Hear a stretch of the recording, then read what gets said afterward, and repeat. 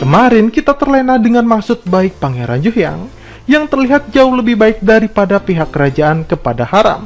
Tapi ternyata kedoknya pada episode hari ini terbongkar dan perangainya tak jauh berbeda dengan mendiang raja alias kakeknya.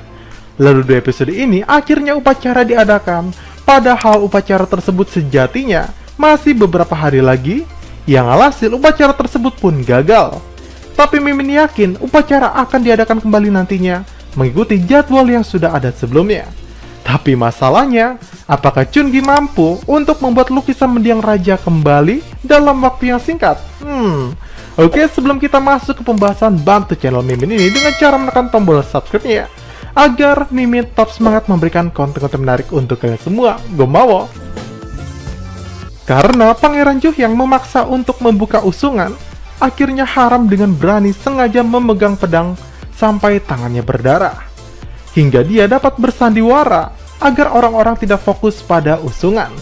Nah, di sini Haram bertanya, kenapa Juhyang melakukan itu? Apakah dirinya sebagai Ilwolsong tidak dipercaya lagi? Dan Juhyang pun akhirnya percaya dengan apa yang dilakukan oleh Haram. Itu semua karena dia menganggap Haram yang akan dibunuh setelah upacara oleh pihak raja tidak mungkin untuk mengkhianatinya. Dan saat kembali ke usungannya, Chungi sudah pergi dari sana. Nah, kemudian akhirnya terjawab misteri mengapa cincin yang diberikan Haram kepada Chungi memiliki kekuatan mistis. Yang ternyata ayah Haram membohonginya dengan mengatakan kalau cincin tersebut adalah cincin lamaran kepada ibunya, yang padahal cincin tersebut adalah milik raja terdahulu, di mana cincin itu dapat menekan kekuatan iblis agar tidak menguasai orang yang dirasukinya. Dan Pangeran Juhyang menginginkan itu agar kelak saat dirinya mendapatkan iblis, dia akan baik-baik saja. Nah, selain kendala cincin, Pangeran Juhyang juga mendapatkan kabar buruk, karena Dukun Misu mengatakan iblis dalam tubuh Haram tidak bisa dikeluarkan begitu saja, dan hanya bisa dilakukan dengan bantuan lukisan ilahi, yang otomatis rencana mereka yang harusnya dilakukan sebelum acara penyegelan harus diubah jadi saat upacara penyegelan berlangsung, di mana di tengah-tengah upacara Juhyang akan mensabotase dan memindahkan iblis ke dalam tubuhnya. Lalu semua rencananya tersebut ternyata sudah bocor dan diketahui oleh Pangeran Yamyong, yang langsung berantisipasi jika hal itu terjadi. Bahkan pendeta kerajaan menyarankan jika Juhyang berhasil memasukkan iblis ke dalam tubuhnya, maka jalan satu-satunya adalah membunuhnya. Dan pendeta kerajaan pun memberikan Pangeran Yamyong sebuah pedang kecil untuk berjaga-jaga nantinya untuk membunuh siapapun yang terasuki iblis. Chungi yang memiliki waktu sedikit akhirnya meminta teman-temannya untuk membantu melukis sebagai asistennya. Sedangkan di sisi lain, akhirnya kita tahu agenda sebenarnya dari para anak buah Ilwolsong. Di sini terungkap kenapa mereka semua membenci kerajaan saat ini, yang menurut Mimin semua karena mereka anggota kerajaan.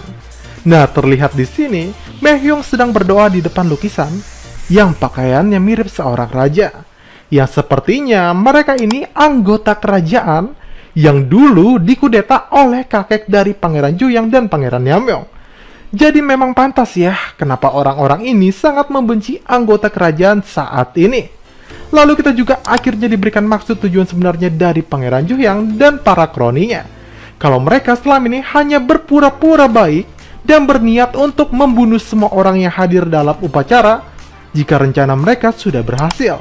Dan untuk mengantisipasinya, ternyata Haram juga sudah punya rencana lain, dengan memberikan cincin jimat palsu yang diinginkan oleh Pangeran Juhyang sebelumnya, sedangkan yang asli akan digunakannya sendiri.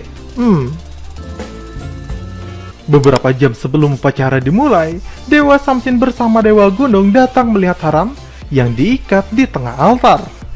Para dewa itu khawatir akan terjadi sesuatu nantinya, tapi entah kenapa Dewa Samsin malah melarang Dewa Gunung agar tidak ikut campur urusan mereka semua pada hari itu. Lalu Pangeran Yamyong yang mendatangi Haram akhirnya meminta maaf atas nama ayah dan kakeknya atas kesalahan yang mereka pernah perbuat. Tapi permintaan maaf itu tidak dapat melunturkan perasaan Haram yang sudah terlanjur sakit hatinya. Lalu saat upacara dimulai, akhirnya rencana Juhyang dijalankan. Bersama Dukun Misu, ia mensabotase upacara sambil menunggu lukisan selesai dibuat malam harinya. Padahal Pangeran Yamyu sudah memperingatkan kalau dengan bantuan iblis dirinya tidak akan bahagia dan akan bernasib sama seperti kakeknya dulu. Tapi Ju yang bersikeras hal itu tidak akan terjadi kepadanya. Upacara pun dilanjutkan. Dukun Misu mulai mengeluarkan iblis di dalam tubuh Haram. Dan bukannya didorong masuk ke dalam lukisan, ternyata Misu malah mendorong energi iblis untuk masuk ke tubuhnya Ju yang. Tapi kesialan terjadi, di mana energi iblis itu jauh lebih kuat dan malah balik melawan dengan mencekik lehernya Ju yang bersama para pengikutnya. Bahkan iblis pun berhasil menghempaskan Misu yang membuat para pendeta istana pun punya kesempatan untuk mengambil alih upacara. Dan mereka pun mulai menyegel iblis tersebut ke dalam lukisan, namun lagi-lagi hal tak terduga terjadi. Lukisan yang dipakai untuk menyegel malah tiba-tiba robek secara tiba-tiba dan iblis batal untuk disegel. Semua orang pun menjadi terkejut sekaligus panik karena di hadapannya sekarang terdapat iblis yang siap untuk membunuh siapapun. Bahkan jimat cincin yang berada di tubuh Haram pun tak mampu untuk menghentikannya. Lalu iblis pun mulai melihat matanya yang ada pada Chungi dan berniat untuk mengambilnya kembali. Tapi untunglah Pangeran Yamyu yang sebelumnya ikut diempaskan oleh iblis tiba-tiba terbangun dan menusuk pedang ajaibnya ke tubuh Haram. Dan episode ini pun berakhir sampai di sini.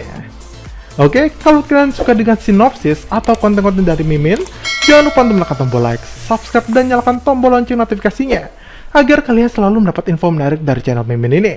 Saya Mimin Cara pamit, see you, sahabat Bijapedia.